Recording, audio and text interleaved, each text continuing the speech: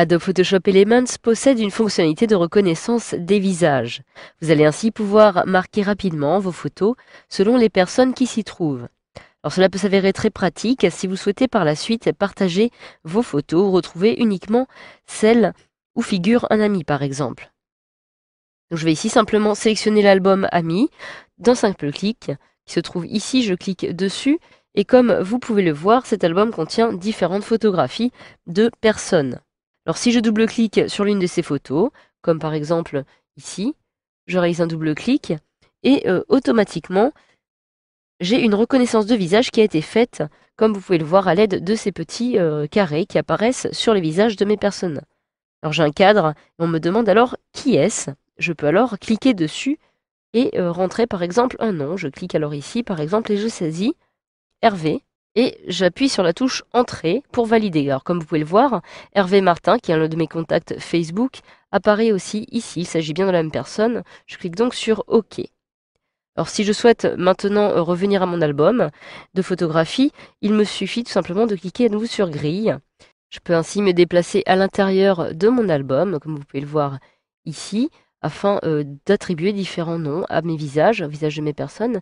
Et si je réalise par exemple un double clic sur cette photo, comme vous pouvez le voir, eh bien aucun visage n'est sélectionné, aucun visage n'est reconnu, sans doute parce que l'image est peut-être un peu floue.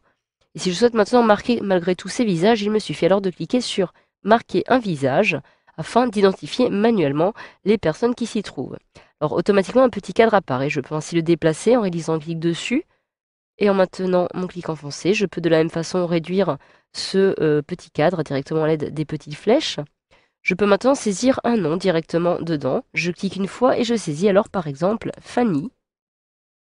Puis j'appuie sur Entrée pour valider et je clique ici sur Valider pour valider directement le nouveau visage. Je peux ainsi procéder de la même façon, directement avec le deuxième visage qui apparaît ici.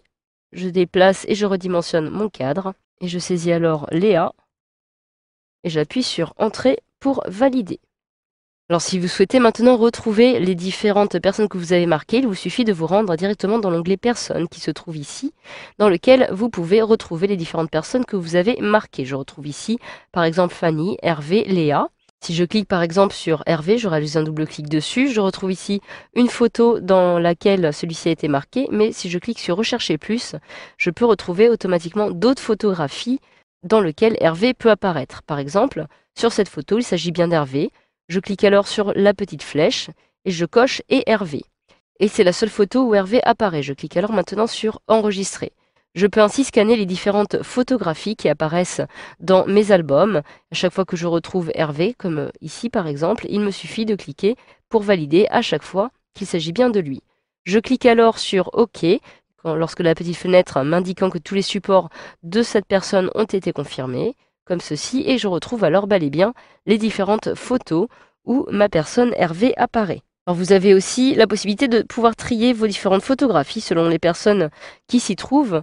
En effet, si je clique sur Précédent, comme vous pouvez le voir, je retrouve ici différentes personnes qui ont été marquées et je me trouve actuellement avec le petit interrupteur qui se trouve ici placé sur Grouper.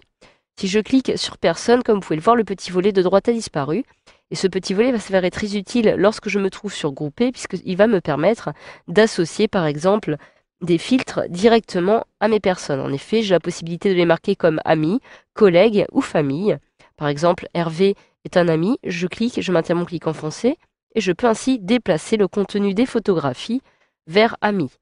Automatiquement, celui-ci est classé dans amis, et si je procède de la même façon, par exemple avec Fanny, je clique, je maintiens mon clic enfoncé, et je me rends cette fois-ci sur famille. Automatiquement, comme vous pouvez le voir, un nouveau groupe a été créé dans lequel j'ai la possibilité à chaque fois de cliquer sur le petit plus afin d'ajouter différents groupes en cliquant ici. Et par exemple, je peux saisir voisins, etc. afin de classer directement les personnes qui apparaissent sur mes photographies dans ces groupes pour les retrouver plus facilement. Voilà, grâce à cette formation, vous savez désormais comment activer la reconnaissance des visages dans votre logiciel Adobe Photoshop Elements 11.